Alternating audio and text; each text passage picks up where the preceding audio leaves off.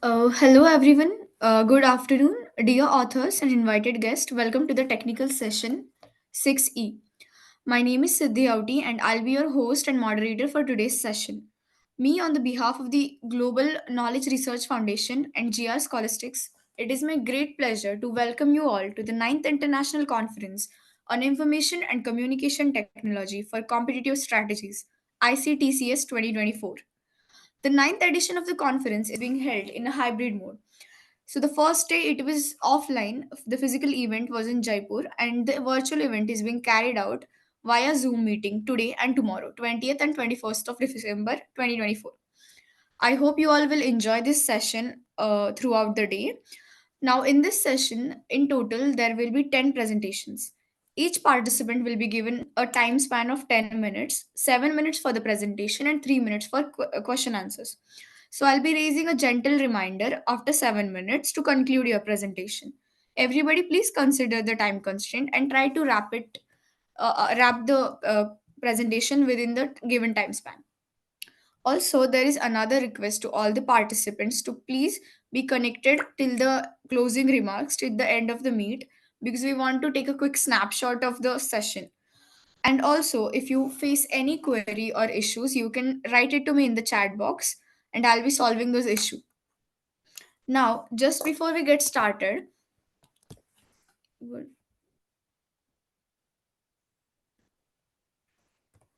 I would want to introduce you all to today's session chair, Dr. Amit Sharma.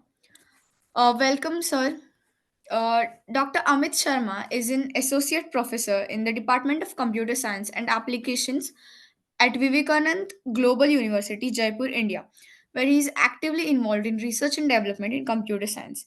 He is qualified MTech and PhD with academic excellence. He has extensive knowledge of AI, machine learning, IoT, image processing, and AutoCAD, and has provided training to students worldwide. He has published numerous articles in reputed, peer reviewed national and international Scopus indexing conferences and journals. His research areas include image processing, IoT, machine learning, deep learning, and computer vision. He has edited more than 3 books with various reputed publishers, including CRC, Wiley Press, and IGI Global. Welcome, sir. You're there in the meeting, right? Yes, ma'am. Thank you, ma'am. Okay, now we'll proceed to the first presenter. So, the very first presenter of today's session is Narendra Casey from East West Institute of Technology, India. And the paper title he's presenting on is a context aware advertisement recommendation engine. Narendra, sir, you're there in the meeting, right? Yes, Okay, now I'll stop sharing my screen and you may start with your presentation. thank you.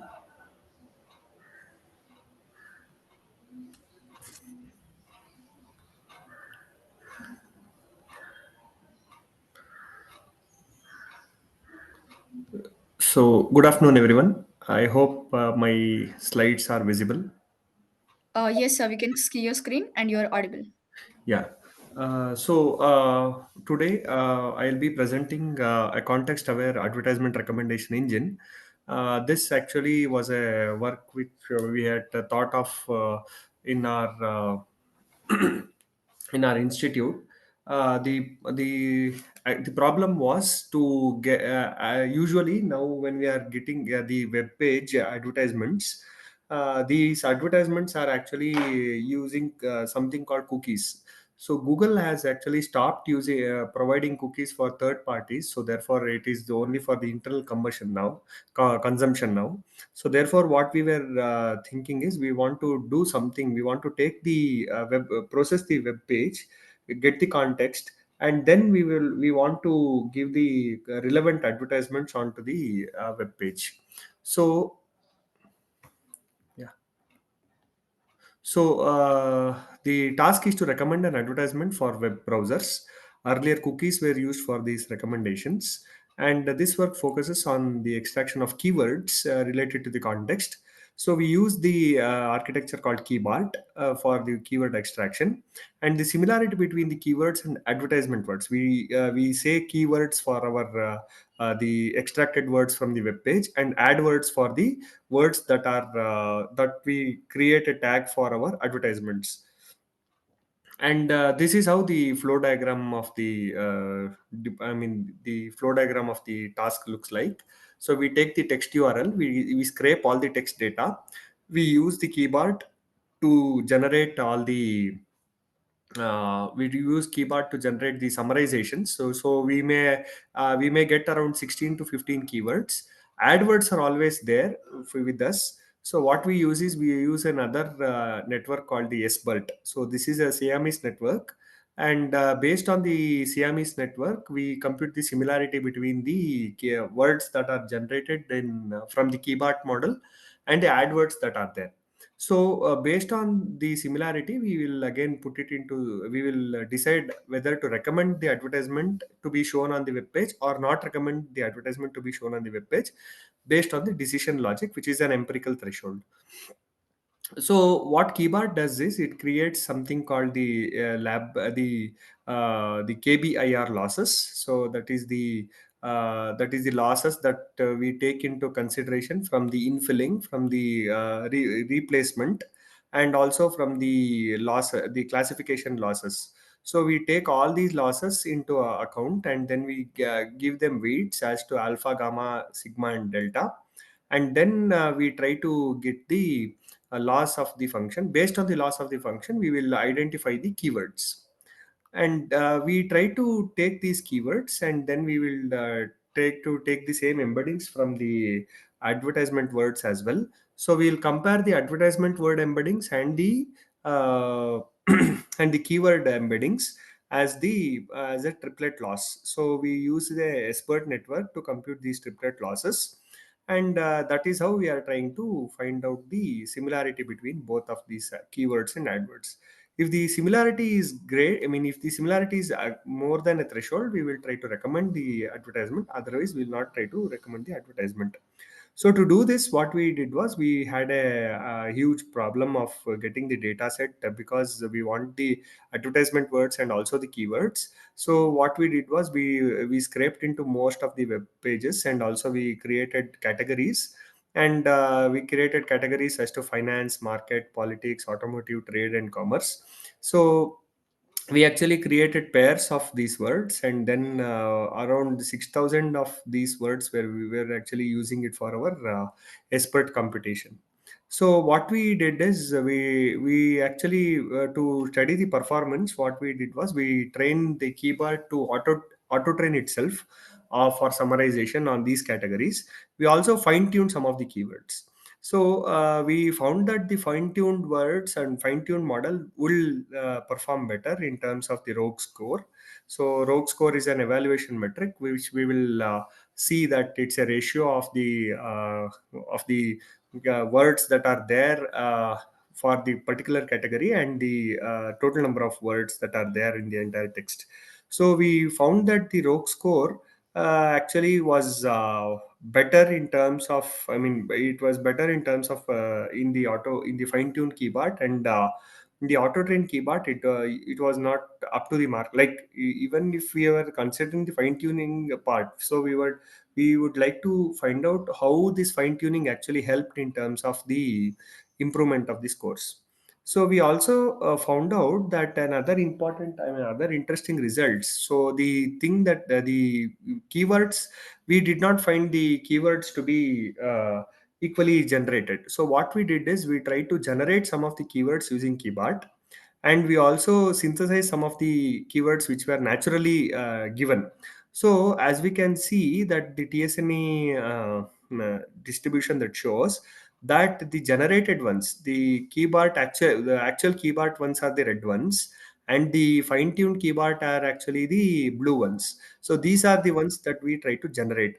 So we could see that the distribution of both the generated ones and the natural ones are same. So that means to say that the fine-tuned keyboard actually created keywords, more number of keywords, which is similar to in context, so which is actually preserving the context.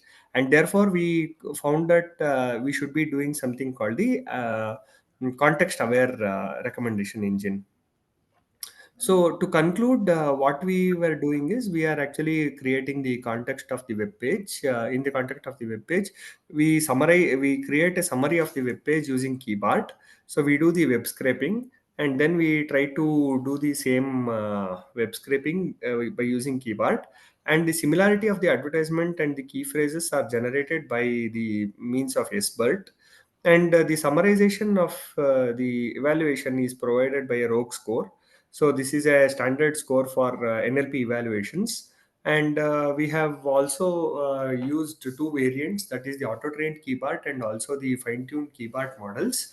And we found that both of them are actually equally presenting the, I mean, equally effectively they are representing the modules, I mean, the confined the keyword generation. And the advertisement recommendation engine, we created that similarity between both of these adwords and keywords. And then we compared it to an empirical threshold. And based on the empirical threshold, we actually uh, found out and recommended those engines, web pages, the advertisement on the web pages. So yeah, these are some of the references that we were actually uh, seeing. So as you can see, we were using some of the Ganbert and BERT, and also the attention is all not what you need. That's the transformer architectures that we were trying to do. Yeah. One question from my side. Yes, sir. How this is useful for real time activity? Sir, actually, this thing was actually we wanted to do the same thing in real time, sir. Now, what is happening when web page? We all see this in the Chrome browser. We see these advertisements, right, sir? So these advertisements are actually bid in real time. So the advertisement agencies, they provide bid, or they create bids in real time. And now earlier what they were using is they were using cookies. So they were actually grouping the advertisement using cookies. For example, all tour related or all travel related advertisements use the same travel cookies. Now what we are trying to do is, suppose an user is actually browsing this entire web page on travel. So the engine actually generates the summary of the web page that he is browsing. That is where it will tag automatically, it will tag as travel, and it will go and search for the travel tags which are there, and then it will pop up the travel advertisements on the web page.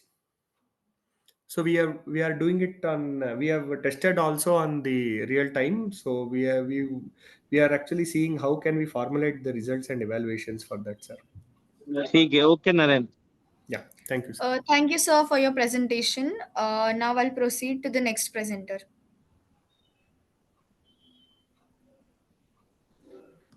So the next presenter of today's session is Prasad Deshpande from Datta Mega Institute of Higher Education and Research, India. And the paper title is a study on the implication of goods and service tax (GST).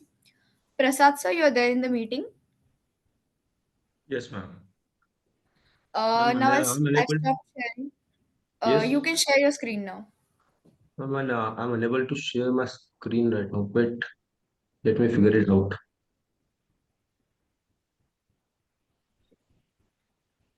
I have stopped sharing my screen. Now you'll be able to share your screen.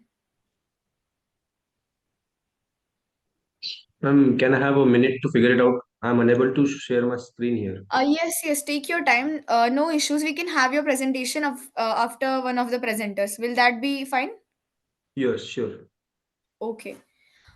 So we'll proceed further.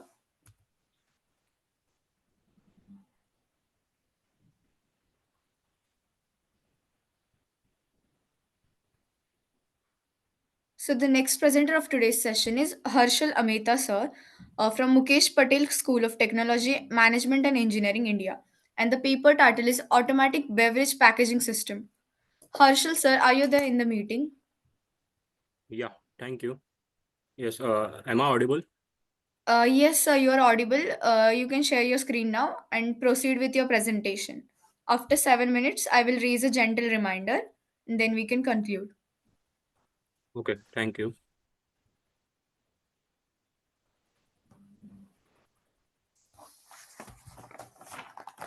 The screen is not visible, Harshal. I think he's sharing, just give it a minute. Is it now visible? Yes, it's visible now. Okay. So, hello everyone. My name is Harshal Ameta, and I am here with my team, Just Sangvi, Nihit Panchamya, Professor Nirmal Thakur sir, and Professor Dattatreya Sawant sir, to present our project on the automatic beverage packaging system. So basically, this is an idea to make an affordable and efficient solution designed to help small and medium-sized businesses to automate their packaging processes. So this is the content that today I will be presenting in front of you. So basically, as we can see, the beverage industry is a largely demanding industry. So it also increasingly demands automated solutions to address their challenges in bottle filling, capping, sealing, and packaging. So traditional processes, manual processes are time consuming, costly, and prone to human errors and contamination risks. So we tried to uh, make a system which will be more friendly towards these problems which are faced by MSME sector industries. We utilized the programmable logic controller and the SCADA system, which we developed on LabVIEW software for comprehensive system control and real-time monitoring. We also utilized advanced technologies like pneumatic actuation, conveyors, and sophisticated sensors such as diffused infrared sensors and laser through beam proximity sensors to ensure precision in bottle detection and sorting.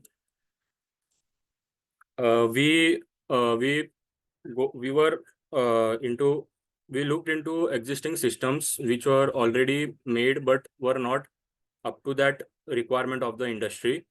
So some systems were utilizing Arduino based microcontroller, which is a cheap option but not a reliable or suitable option for large scale production. Other systems utilized PLC but were not capable of integrating advanced control systems like SCADA. So our system combines these benefits of both the industrial reliability with real-time control and monitoring. So our design was wholly revolved around the problem statements requiring interoperability, where uh, we designed the system uh, to make our system more independent towards vendor specific products. We also made our design modular so as to uh, cope up with any future advancements required by the user. Uh, we also keep in mind to be able to make the system more reliable and low in cost, requiring less maintenance so as to cope up with the requirements of MSME sector. We implemented real-time monitoring and control capabilities to enable quick decision making and process optimization. This is the system block diagram which you can see here. So the PLC which you can see in the center is connected to the lab view onto a PC. So the lab view is used to create the SCADA system, which takes the data inputs and shows the real-time processes and the real-time processes and the flow of the system. This is the CAD design model of our system, and this is the actual prototype implementation that we designed so as to make the project. This is the connection diagram as a system implementation. So here we have the sensor inputs coupled with optocouplers and given as the input to the PLC. We have the power supply and the outputs coupled with the optocouplers given to outputs to the actuators such as the DCVs, motors, and the conveyors. This is the SCADA panel which we designed on LabVIEW software. So here we have all of the controls requiring the power control, the choice of drink that the user has to pack and fill. This is the sensor inputs that will be monitoring in real time, the indicators for the actuators, and the whole process flow which we can monitor it in real time. So basically we implemented the hardware and software utilizing the Modbus serial protocol over an RS232 cable, which is a standard method used in industrial settings. We created IO servers with tags mapped to the PLC's decimal converted hexadecimal addresses. The system enables us to real-time monitor and control the process. The SCADA control panel developed in LabVIEW allows operators to track sensor activity, output actuation, and potentially display timer durations and product counts, providing a comprehensive industrial process visualization and management. This is the result of our project. So basically, this is the part where the filling station has to be taken place. So this is the truth table. The IR1 and IR2 here are the sensor inputs for station 1 and station 2 of particular respective drinks. So based on the input of the PLC and the IR sensor, the pump of respective pump for the respective drink will get on and off. This is the truth table for our capping station. So we utilized here an IR sensor to count the steps of the rotating mechanism, which is the mid station. So if the controller counts 6 steps, so it will make the pneumatic system to actuate based on the specific drink. And this is the sorting station. Here we have utilized 2 IR sensors which were already coupled in, which were already installed at the filling station.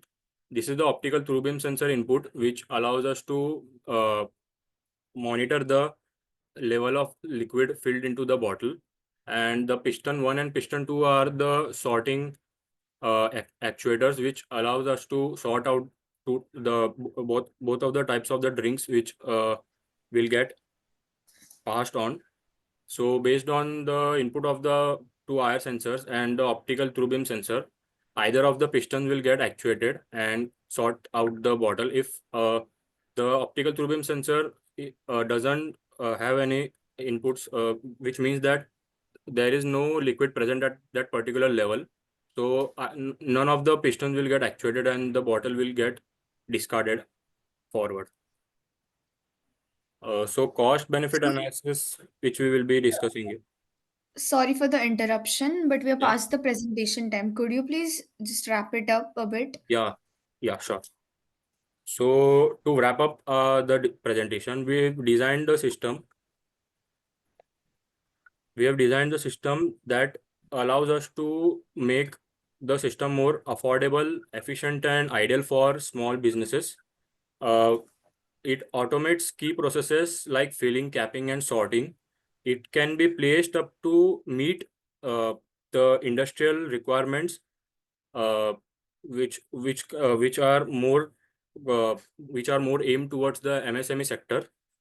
This project is a step forward towards the affordable automation for small scale businesses and manufacturers. So thank you for your time. These are the references which we utilize for our project. Thank you. Thank you so much, sir, for your presentation.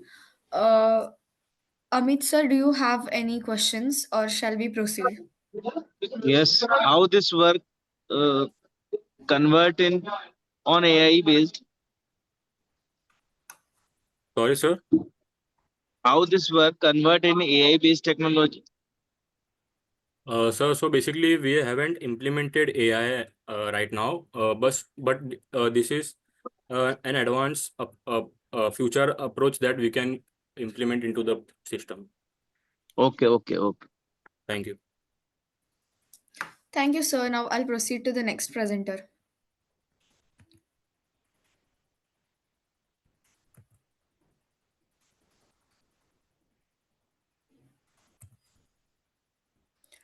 Uh, Prasad Deshpande, have you? Yes, the screen is visible now. We can have your presentation right now. Sure, ma'am. Am I audible, sir? Yes, you are audible.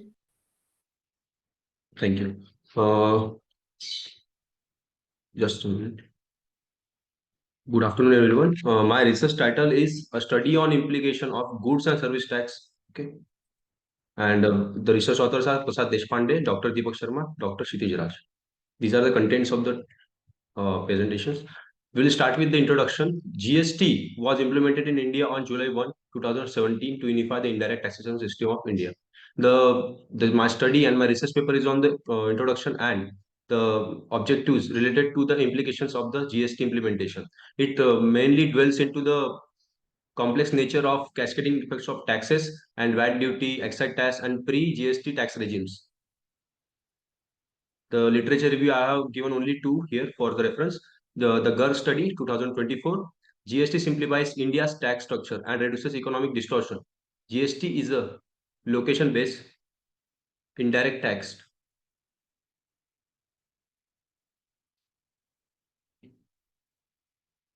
Research gaps are like this: lack of clarity on the practical implication of GST for businesses and consumers, limited studies on GST impact on organizational financial practices, inadequate case studies highlighting real world application of GST, few analyses on its influence on interstate trade taxation, challenges in assessing long term impacts on economic growth and compliances.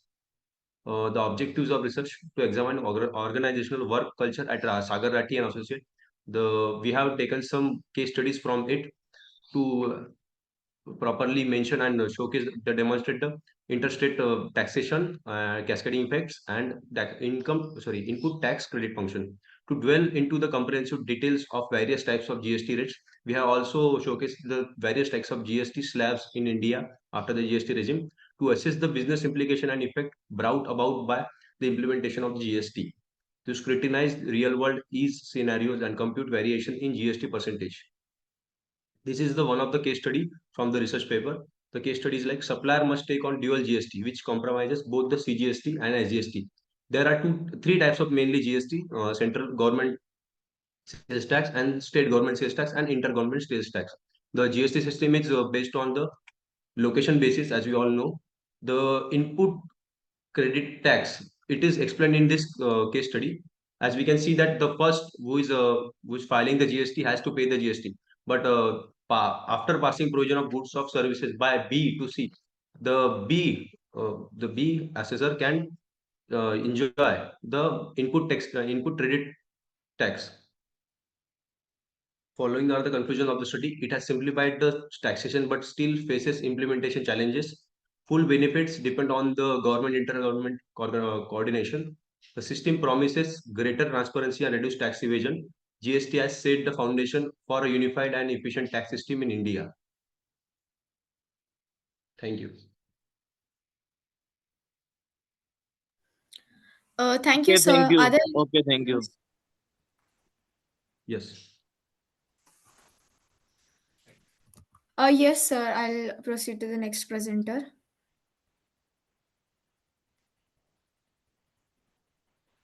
So the next presenter is Maitri Deshpande from SCTR's Pune Institute of Computer Technology, and the paper title is Character Recognition of Ancient Language (MODI script). Maitri, ma'am, are you there in the meet?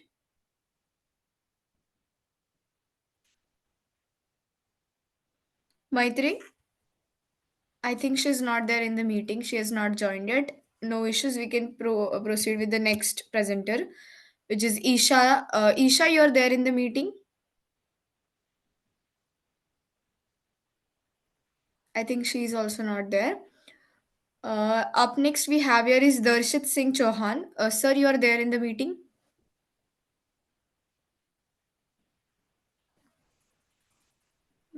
I'm not getting any response. Yes, ma'am. Hello. Hello, sir. Yeah. Will you be able to present now? Yes, ma'am. Okay. Yeah. Okay. So, should I start? Is it visible, right? Yes, yes. Yeah. Okay, so first of all, we are very thankful to the ICTCS for providing us this opportunity to present our research. And myself, Dashit Singh Chauhan, and I'm delighted to present our research on design and implementation of a 32-bit RISC-V processor for efficient arithmetic and logic processing. So, this research is a collective work of myself and my co-authors, Rajeshwari ma'am, Smita ma'am, Aditi Kushwaha, Kushal Randir, and Arpit Shervikar. So, in the next few minutes, I will walk you through the motivation, methodology, implementation, and insight of our work. So, let's begin by the problem statement and see its significance.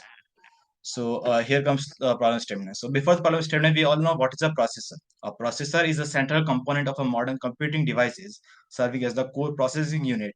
Responsible for executing instructions, managing the data, and performing calculation in an electronic system. But the problem occurs in the understanding the design and operation of any processor due to its intricate instruction execution flow and limited clarity in practical demonstration. So, and also despite their fundamental role, the complexity of their core components and instruction stages that include fetch, decode, execute, memory access, and write back stages hinders effective learning and development. So, to solve these problems, our main objective was to address the need for a practical and accessible approach to simplify the functionality of a single cycle processor. So this is done by designing a processor, 32-bit single cycle RISC-V processor adhering to the RISC-V ISA standards, with a particular emphasis on executing fundamental R-type instructions to enhance understanding for learners and developers. So basically, what is a single cycle processor? A single cycle processor executes each instructions in a single clock cycle. All the instruction will take the same amount of time, that is a one clock cycle, to be executed. And also all the stages of instruction execution are completed within one clock cycle. And it simplifies the processor control logic. This statement signifies that when we do in the pipeline stages, in the pipeline processor, there will be a overlapping of the instruction decoding and execution. So there will be a chances of hazards, but in the single cycle processor, no hazards will be there, and it simplifies the processor control logic, making it easier to implement and understand. Now here comes the RISC-V processor. As I mentioned in the problem statement that we will be implementing RISC-V architecture. The RISC-V stands for Reduced Instruction Set Computing Architecture. So it is an open standard instruction set architecture enabling innovations and Sir, customization. I think, are you moving your slides because we can't see them moving? Uh, okay, just a minute. Is it visible now? Yes, now it's visible. Okay, can I present like this because I guess some Yes, issues are yes, there. no issues. Yeah, it's visible, right? It's changing. Right? Yes, yes, it's Yeah. changing. So yeah, introduction to RISC-V processors. As we mentioned that our processor is based on RISC-V architecture. So RISC-V stands for Reduced Instruction Set Architecture, and it's an open standard ISA enabling innovation and customization. It's modular and extensible, suitable for various applications.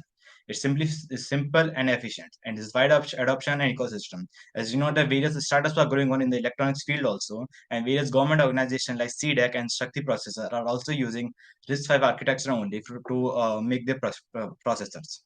So here are the advantages of RISC-V processor, that why we are using RISC-V architecture. It's flexible, enable customization and optimization. Its control provides designers and developers with autonomy to fine-tune computing environment without relying on any third parties. Its visibility facilitates the easier roadmap understanding and proactive identification of security risks. So, for any instruction to get executed, it has to be passed through 5 stages. That includes instruction fetch stage, where the instruction is fetched from the instruction memory, and then goes to the instruction decode unit, where the fetched instruction has been decoded and signals are produced that is used to get memory allocation in the registers. Now, from the memory access unit, then it goes to the execution unit, where the values will be taken from the register and the arithmetic and logical operation will be done. And then the result will be get to the register files in the write back stages. So here comes the block diagram of our processor on which we have built our processor. So as you can see, various modules are shown in this block diagram, which includes instruction fetch unit, control unit, ALU control unit, and then the logical unit and the data path unit. So we will learn about all these in the details in further slides. So here comes the ISA. So ISA stands for Instruction Set Architecture. So ISA defines the interface and capabilities of a processor. It simplifies the set of instruction the CPU can execute, the structure of data type, and how memory is addressed. Determines how program interacts with the hardware. So, and then the instruction register. Instruction register holds the current instruction that the CPU is decoding and executing. It operates at the hardware layer and ensures the CPU can decode and execute instructions as per the ISA. Moving forward, as we have mentioned the problem statement earlier, that we will be using R-type instructions of the RISC-V architecture. So here's the distribution of an R-type instruction. So as you can see, the first 7 bits of the MSB are used as a function code. Implies that what type of function our instruction is going to do. And then there will be source registers for the source. For then there will be two source registers. Moving forward, there will be a further 3 bits will be specified to do the particular function under that operation under that function, then the destination register, and then the opcode. Here opcode shows the R type instruction we are doing, and these R type instructions are used in arithmetic and logical operation where both operands are registers. Here are some set of instructions that we are given to a processor that includes various operations like addition, summation, subtraction, multiplication, and various others. And here's the hexadecimal representation of that. Here comes the instruction fetch unit. The instruction fetch unit will read the instruction from the instruction memory based on the address provided by the program counter. The program counter will increment it by 4 for the next clock cycle when the instruction is executed. And here is the linter diagram of our instruction fetch unit that we get from the Vivado Xilinx. And then comes the program counter. Program counter holds the address of the next instruction to be fetched from the instruction memory. The reset input is used to initialize the program counter to a starting address of typically 0.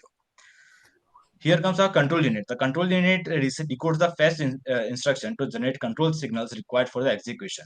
It interprets various fields of the instruction. As you can see, it comprises of data path and register files, which are used to interact with each other. And there comes the control unit, a linter diagram of a control unit as we get from the Vivado Xilinx. Here comes the data path. The data path unit comprises of the register files and the ALU unit. The data path unit gets the signals from the control unit, and then it will store or retrieve value on the registers and decode based on the decoded instruction. The ALU takes value from the specified registers to perform the required operations, and the results are either returned back to a register or memory as per the instructions. Sir, sorry for Yeah. the interruption, but we are past the presentation time. Could you Oh, please okay. conclude the presentation? Yes, ma'am. So here is the register file. The register file consists of set of register that store intermediate data. And the moving forward is the arithmetic and logical unit, then the various operations that are done in the processor. And the memory model which we use the Harvard architecture. And the next is the data flow. That is the data explains the basic block diagram of what our processor is doing, how it is functioning. So here comes the output of a process that we got the linter diagram. That the block diagram that I showed earlier is the practical application of that block diagram, and this output that we got. We use modular design and we integrate all the modules to form our processor. And here's the output of simulation output of our processor that we get. As you can see here, we can get the instructions and the program counter and the inputs and outputs of the output values. Here are the parameters of the processor that are useful to analyze the performance of a processor. As you can see, the frequency rate given is 25 megahertz, and the clock per instruction is 1, and number instruction count is 7. And the instruction throughput is 25 MIPS. And the timing parameter, as you can see, the minimum clock that we can give to our processor is 10.4 nanosecond. And if we give less than that, then it will be negative slack will be there. So yeah, that's all. And the 10.4 nanosecond that we can give to our processor.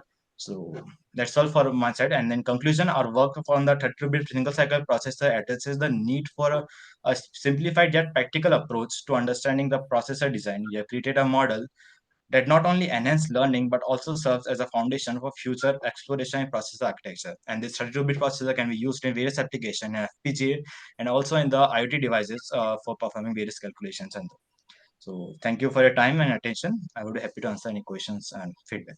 Thank you.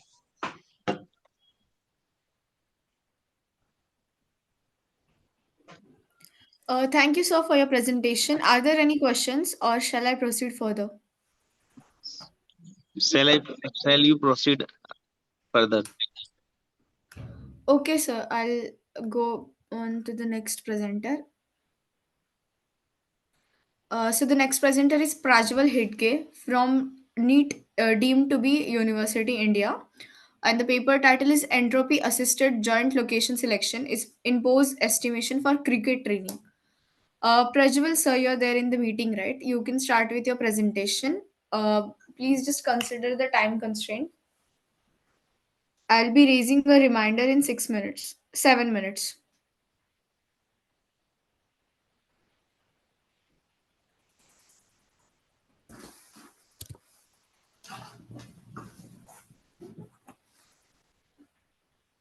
Prajwal Hedge, sir, you're there in the meeting.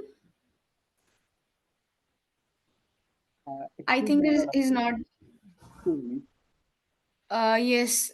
Madam, before that, I have another paper from for a fellow presenter, Dilip Kumar MJ. So you just skipped, I believe, that one. Sir, you are not audible. Can you please repeat? I did not get it. What did you say? Am I audible now? Yes, yes. Madam, before me, there is another paper from a fellow presenter, dialect classification for Hindi and Bhojpuri language. So that you skipped, madam. Okay, fine. So, Yeah, okay. I thought you wanted to present first. That's why I took your presentation earlier. But it's fine. We can proceed with the Dilip Kumar sir as well. And the paper title is Dialect Classification for Hindi and Bhojpuri Languages, right? That's yes, the paper title. yes, Okay. Dilip sir, you can continue with the presentation then. I'll stop sharing my screen.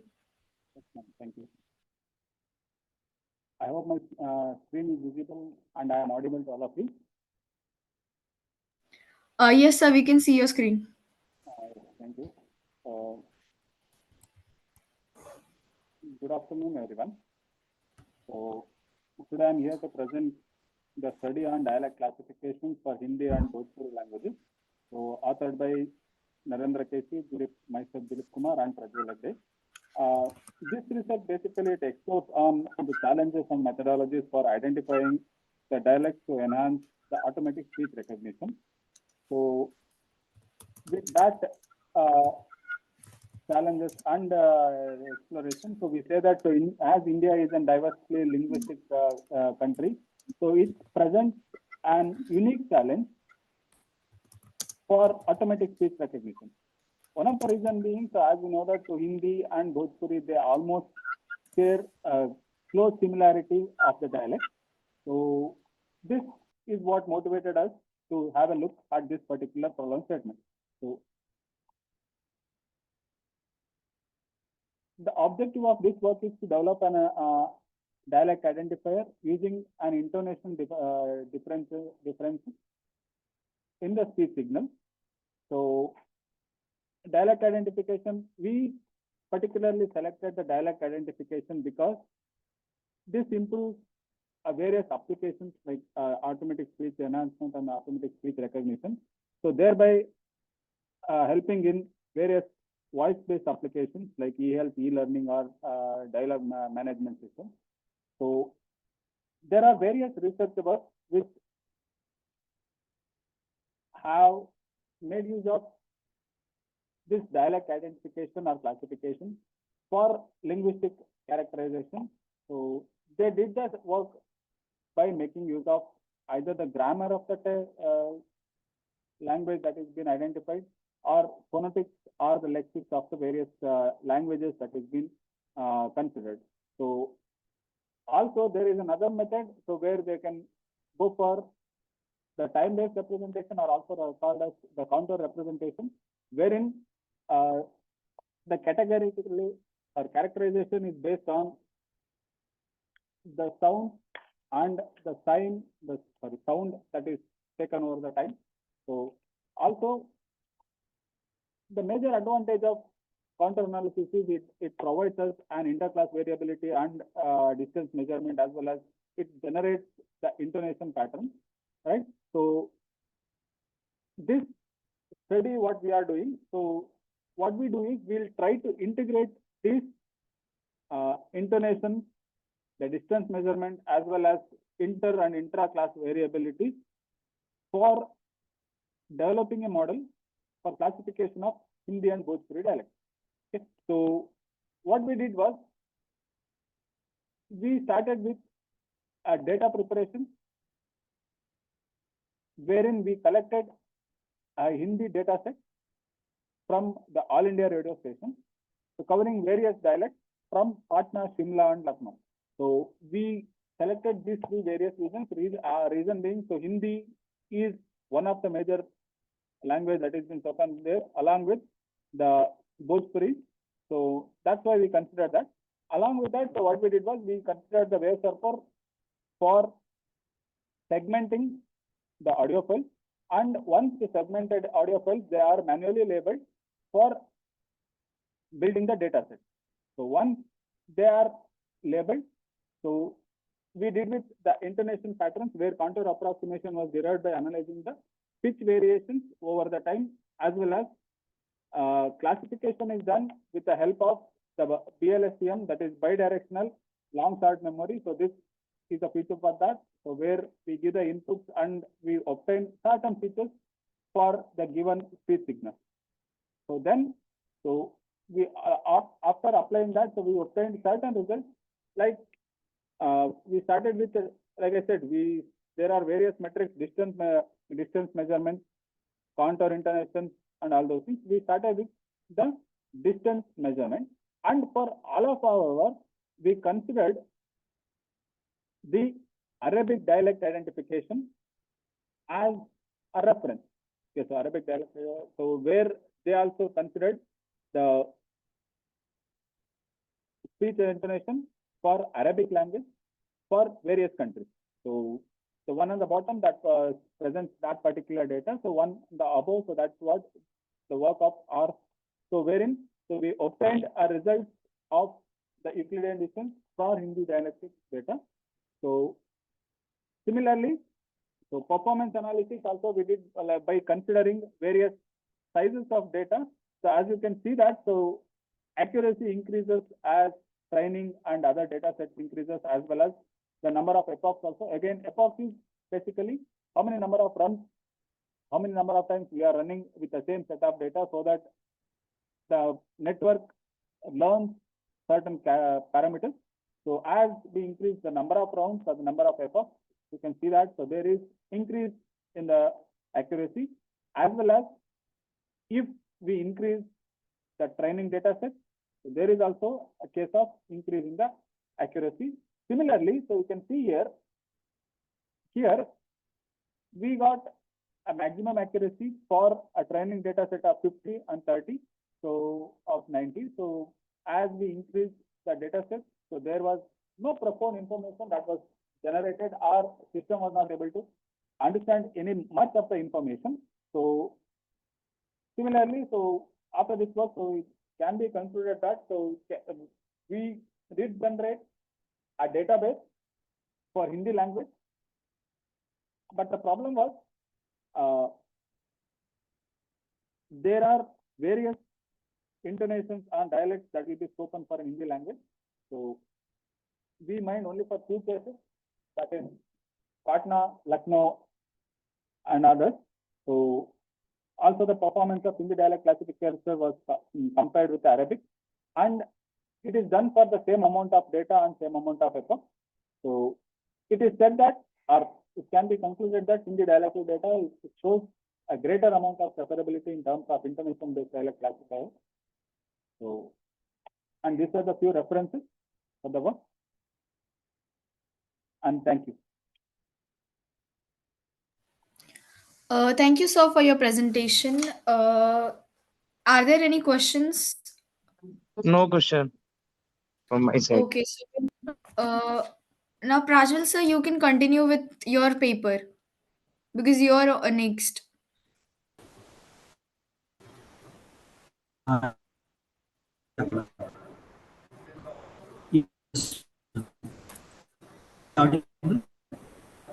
Actually, voice is breaking.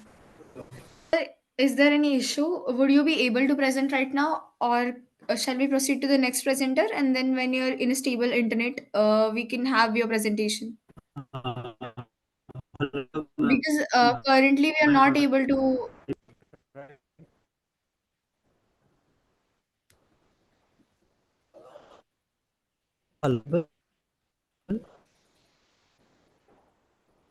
No, actually, your voice is still breaking a bit.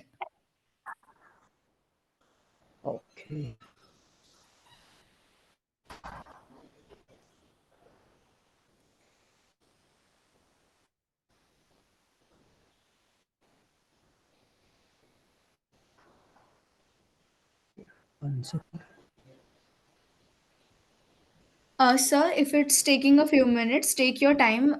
Get into a stable connection. Try to rejoin again if possible. Until then, we'll have the next presenter, and you can do it later. Is that all right? Yes, ma'am. Okay. Thank you, sir. Thank you for cooperating. Right. So the next presenter is Pritesh Kumar Prajapati from Charutar University of Science and Technology, and the paper title is Machine Learning Driven Permissions Analysis for Android Malware Identification. Pritesh Kumar, Yeah, sir, you are there in the meeting, right? yeah, correct. Yes, you are Just give me audible. that, yeah, permission to share the screen. And yes, you have it already. You can share your screen now. Yeah, thanks. I hope my full screen is visible. Yes, it is visible.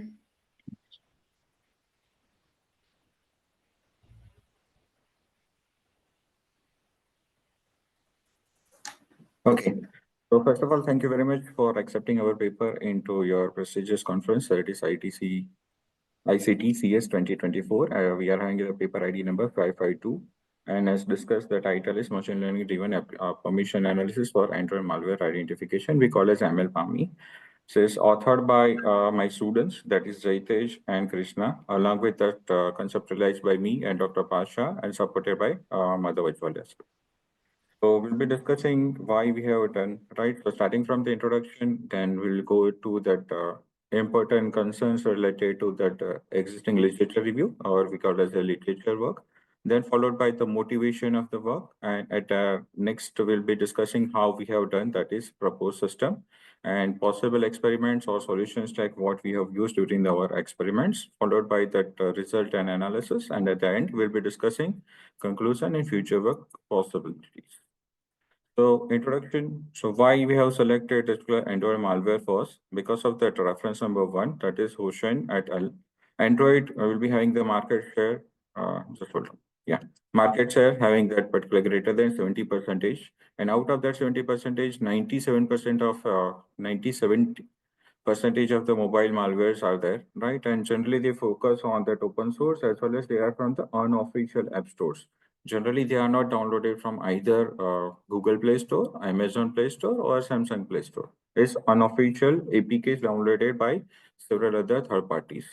So the major focus, this is in continuation to one of the definition already there in Smart India Hackathon 2024, is a permission-based malware detection in Android. So we have selected this definition for that reason also.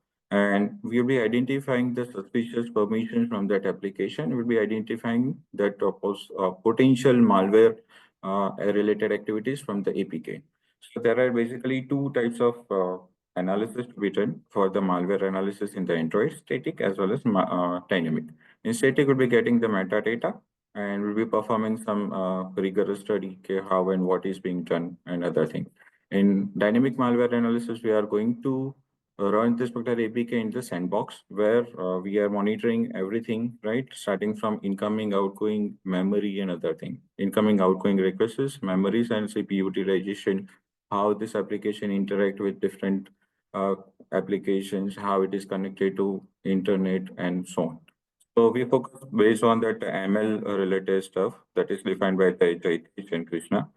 So it detects the Android malware by suspicious applications, permissions based that, and accuracy identifying the harmful applications. For example, Flash, that application, if you are considering, in that case, we don't require internet permission. So we have identified this kind of data sets from that we are going to discuss later on. So what we have done, these are the key contributions. So we have used open source Android malware detection system, or we have created it. And then we have will be making it public availability also and later on.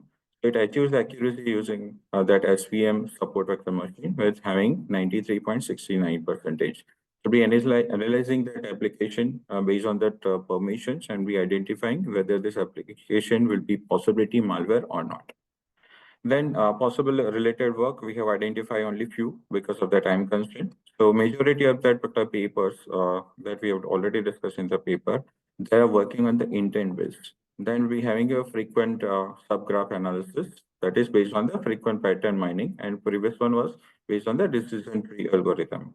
Then we having a random forest, so permission accession from the malware detection at recent last work at 2022, right? It will be using SVM. So we try to adapt this particular thing. There were some limitations that we already discussed in the paper. So in extension of that, we perform this particular malware analysis using ML algorithm using SVM.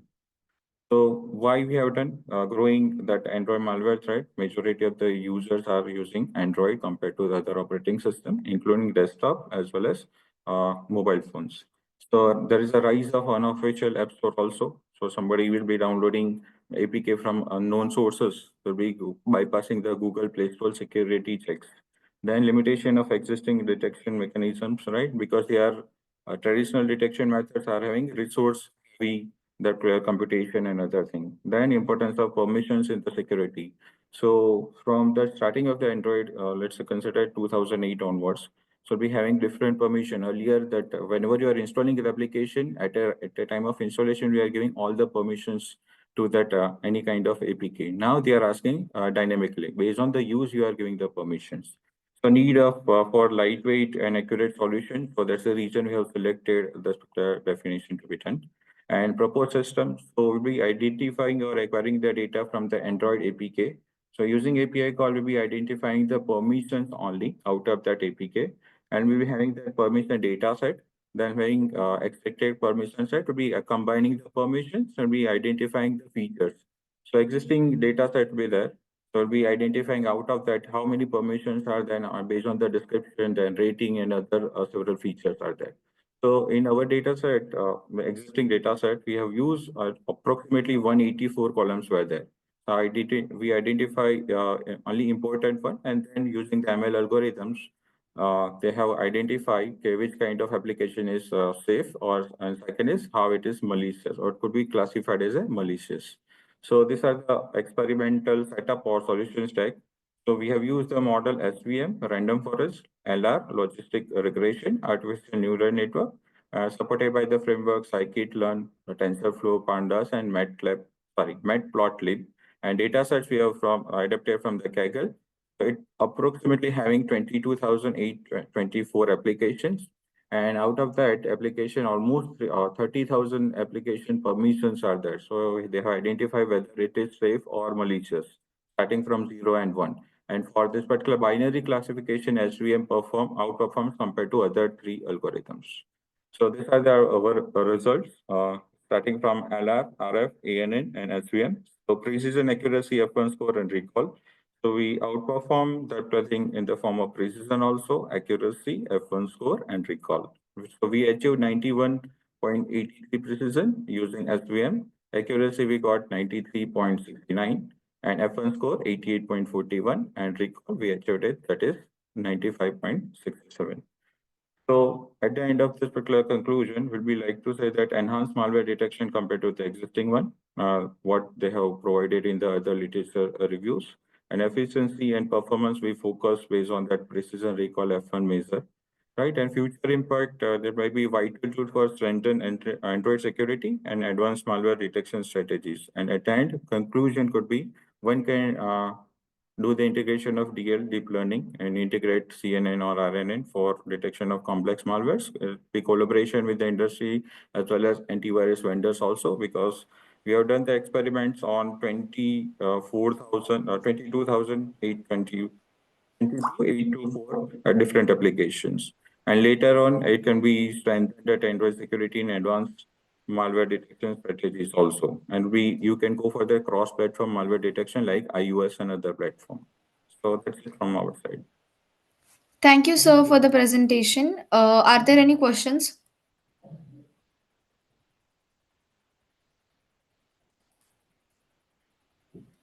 Amit, sir, are there any questions?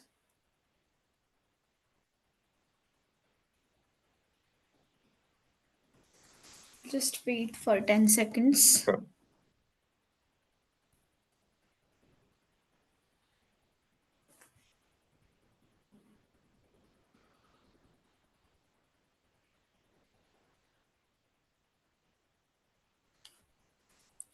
I think there are no questions. We can proceed to the next one. Thank you.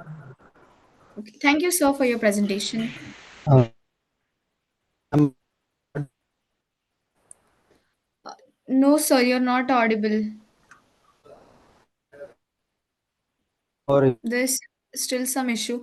No worries. We still have one more presentation left. Actually, two more presentations. So you still have time to fix the issue.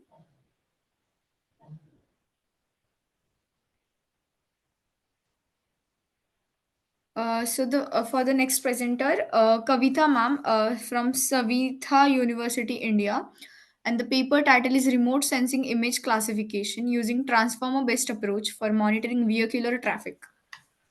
Kavita ma'am, you're there in the meeting. Yes. Good evening. Okay, you may Yeah. start with your presentation now. Yeah, sure.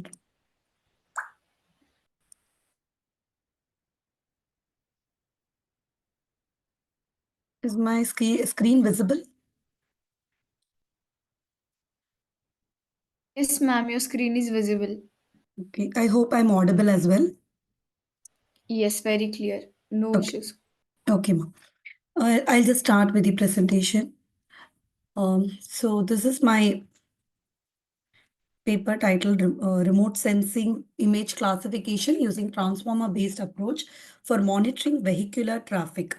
So there are a few authors included here: Vijay Gauri, Parimala Devi, Ganesan, Sri Vidya, Sujata, NPG Bhavani, and myself, N. Kavita.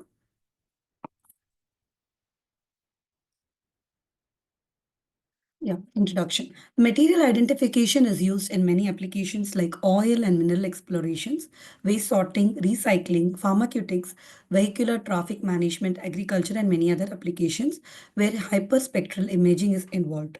So generally, we used to use traditional AI methods like ANN and CNN for hyperspectral image classification, but they do not perform well on large data sets. That is the drawback of these ANN and CNN, which is why we are now proposing the vision transformers to build and to achieve computational efficiency and to tackle the bottleneck of working on large data sets.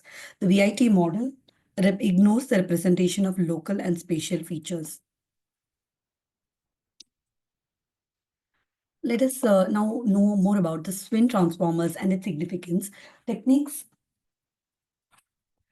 such as superpixel segmentation and multi-level feature fusion are supported by the transformer models like multi-attention transformer and spectral spin transformer, mainly to a certain complex spectral patterns without losing the spatial information.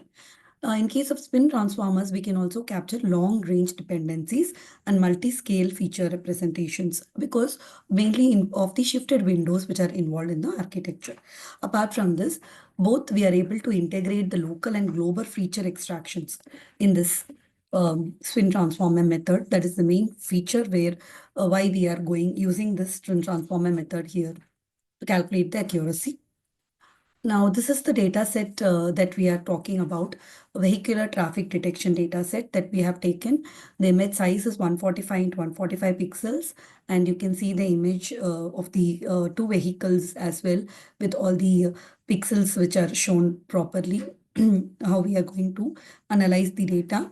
Now, the spatial resolution is 20 meters per pixel, and wavelength range is also given here.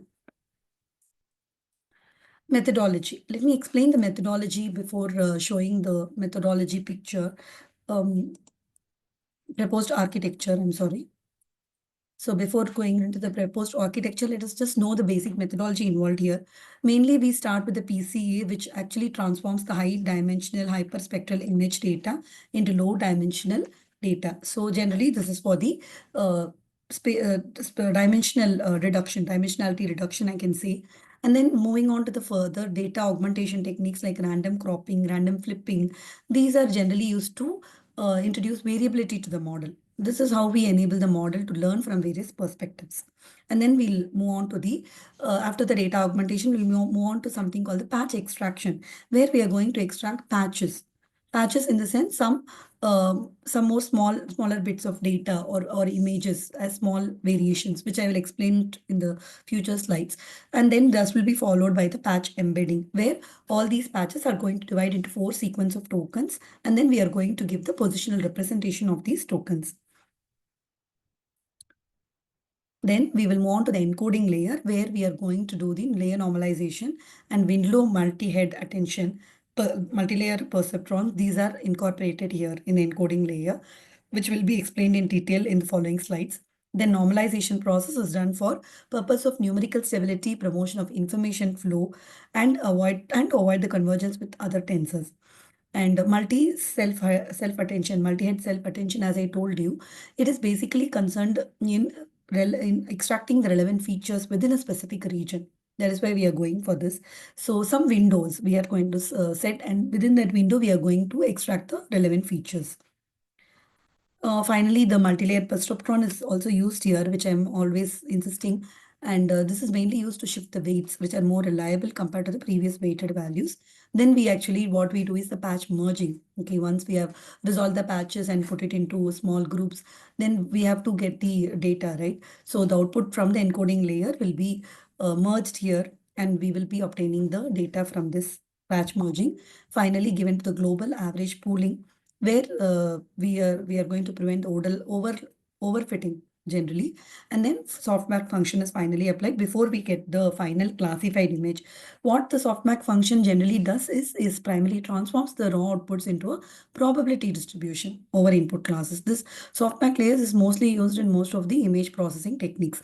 In the final stage, before the final classified image is obtained, we generally give it to the softmax layer, and then we get the final output. So this is the proposed architecture. As I told you, the image is going to first undergo the patch partitioning and then the linear embedding and then window multi-head attention. A few of this has been explained in the methodology, and these steps will be now explained in the next 2 slides. Patch partition, linear embedding, window multi-head attention, which is again given to the MLP, and then shifted window attention. And then again MLP, and then patches are merged, and then we get the classified image.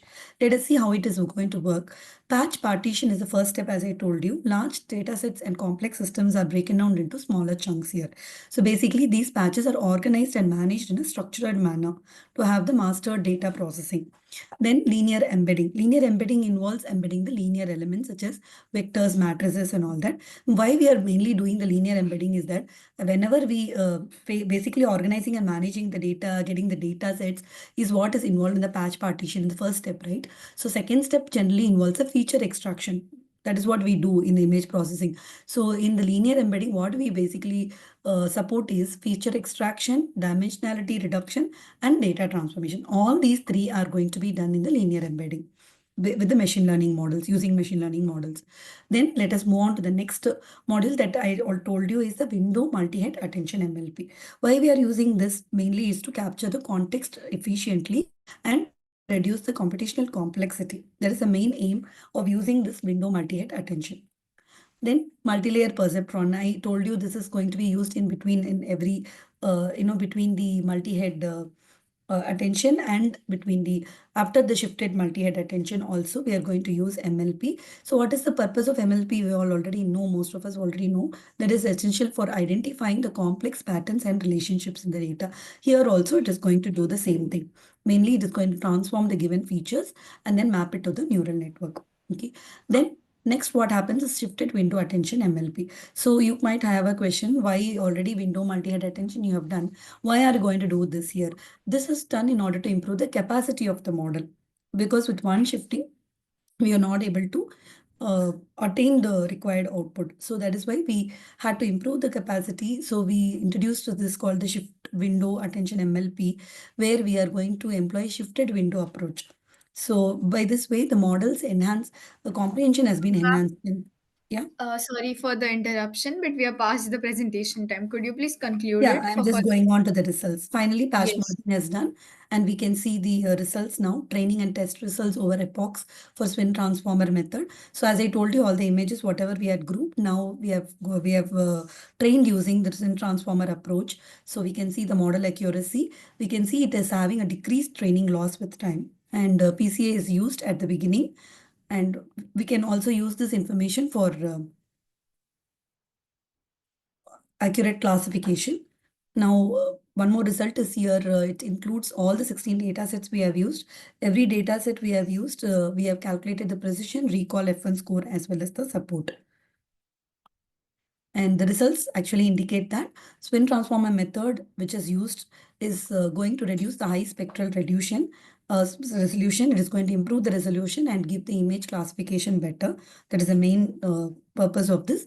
And large HSI data sets have been used for over 1,000 pixels. Then this is going to be again challenging.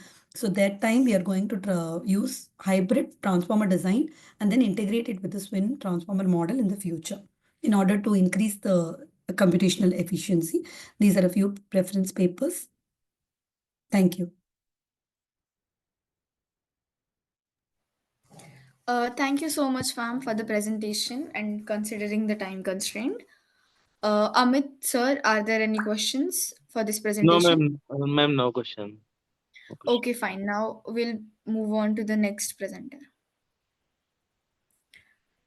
Prajwal sir are in a stable internet connection right now, so he can be presenting his paper. Prajwal sir? Hope I am audible now, madam. Yes, you are clearly audible this time. You may start with your presentation. Yeah, okay. Thank you, madam. Thank you, sir.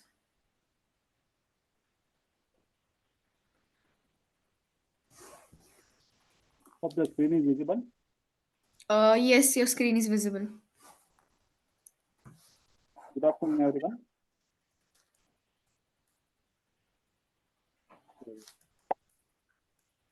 Title of my paper today presenting is Entropy Assisted Joint Location Selection in Post Estimation for Cricket Training.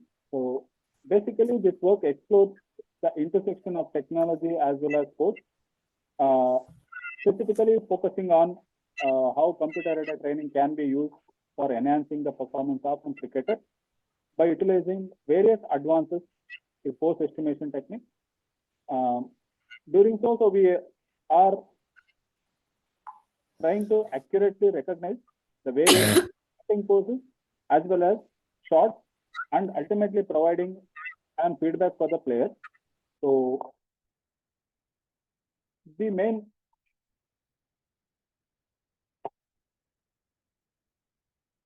screen is visible, madam?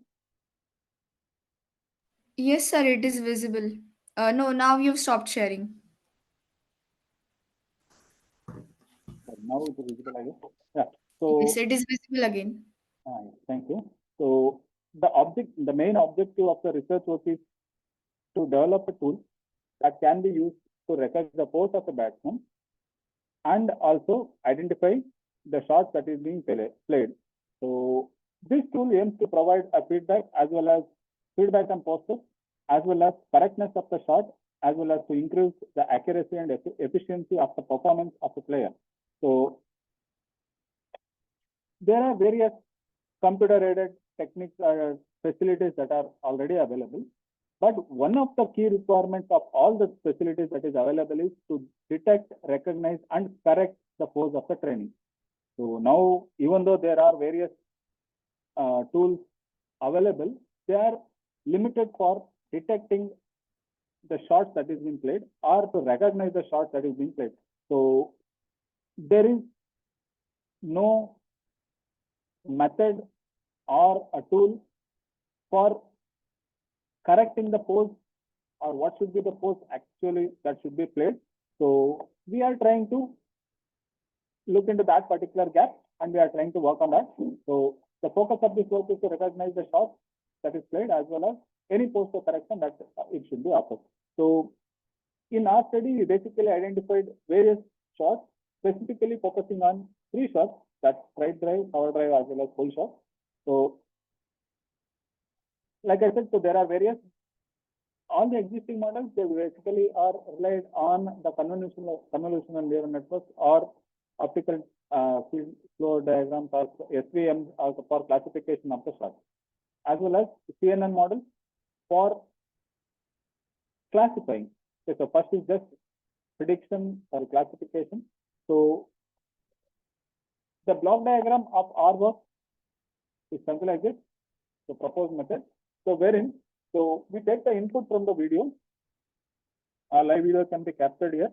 So then frame is extracted for the video analysis, and then the post estimation is done using the alpha post network, so which identifies and locates the key joints of key post points on the batsman body by generating an location vector, also referred as the joint location representation in the block diagram.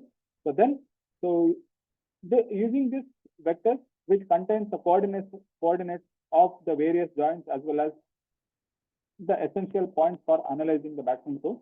So then next we go for the pattern classifier, where in pattern classifier we go for entropy based feature selection. So wherein, so entropy measure of the vector that calculated will be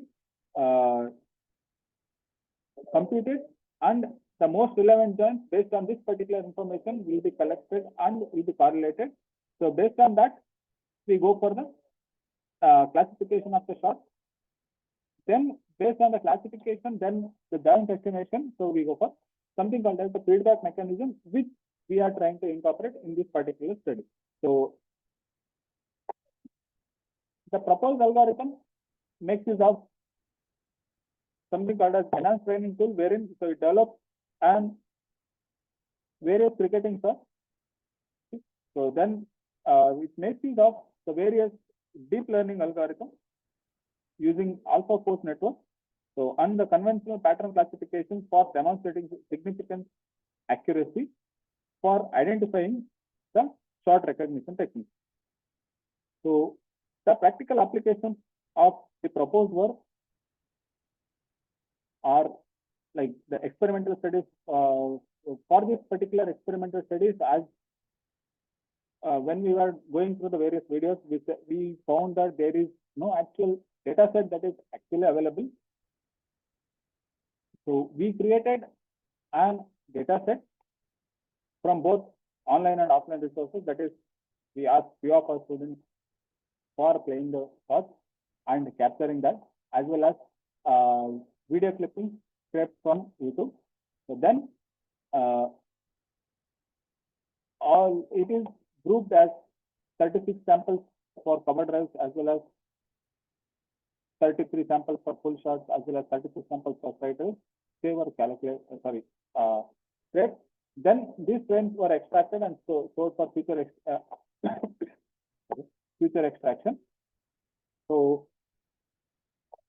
once the data is acquired, integration is done with the help of alpha force network and pattern recognition done by classical pattern recognition algorithms.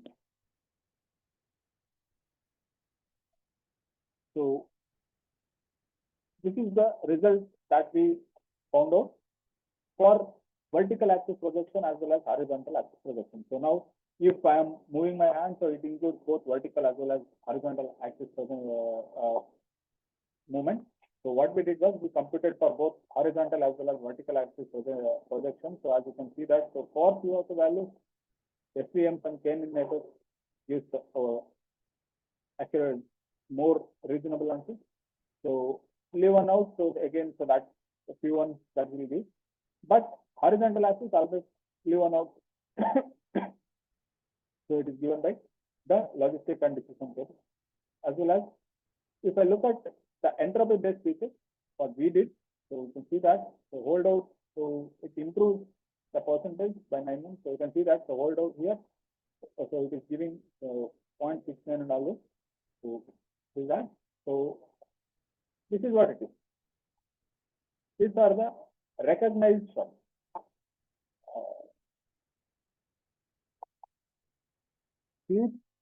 So these are the shots that is recognized: cover drive, full shot, right drive, and all those things. So similarly, for correction of execution of the shot, so you can see at the bottom, so there is the suggestion that will be printed saying what should the way that actually the shot should be played. So in conclusion, we can say that, so this work aims to recognize the force of the batsman and thereby recognizing the shots that is offered by the batsman. So we consider three: right drive, pull, as well as cut shots to be identified from the video frame.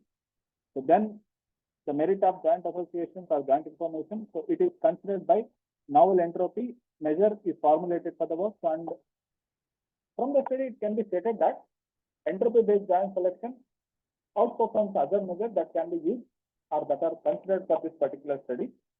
Also, it can be further enhanced for including the expansion of data sets, as well as more comprehensive training can be given for considering the various data sets. So then requirement of feedback mechanism is to be provided, so which helps in improving the player performance. So in summary, it can be said that the post estimation engine represents a significant step forward in computer-aided sports training, so thereby offering a robust solution for enhancing the cricket training methodologies as well as player development. So these are the few references for the work. Thank you. Thank you, sir, for the presentation. Are there any questions? No question. No question. Proceed.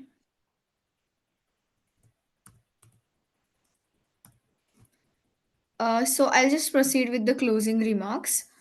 Is my screen visible? Yes. Yes, ma'am. Yes, ma'am. Thank you, ma'am. Okay. So I sincerely thank our authors for their excellent presentations and contributions in this session, and all our participants for being a part of this international conference. I hope this session was informative enough. We, on the behalf of whole team, thank you for the support during the ninth version and all the previous 8 versions of the conference. We will be happy to see you all in the 10th version in 2025.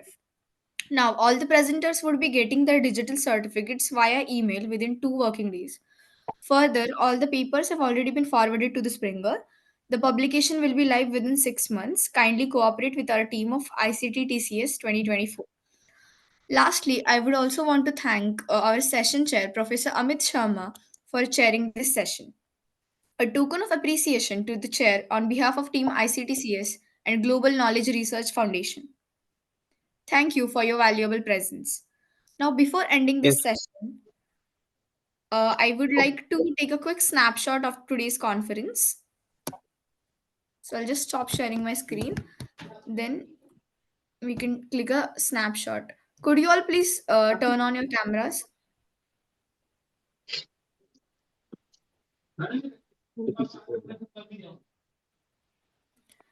Just wait for a second. Let everyone turn on their cameras. Then we can take a snapshot.